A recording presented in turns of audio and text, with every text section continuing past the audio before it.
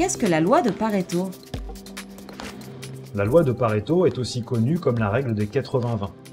Elle dit que 20% des causes génèrent 80% des effets et vice-versa, que 80% des conséquences sont attribuables à 20% des actions.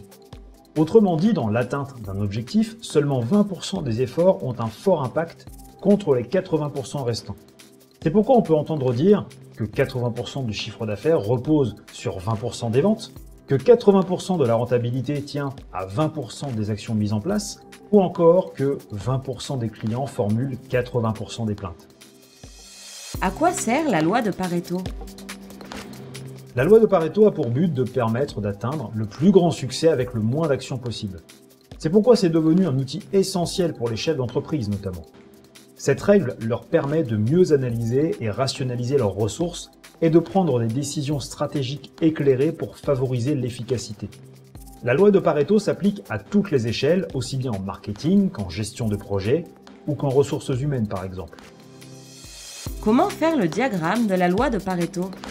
Pour concrétiser et visualiser la règle des 80-20, on utilise le diagramme de Pareto. Pour le monter, il faut donc suivre les étapes suivantes. Il faut d'abord dresser une liste des critères à évaluer, dépendamment de l'information à analyser.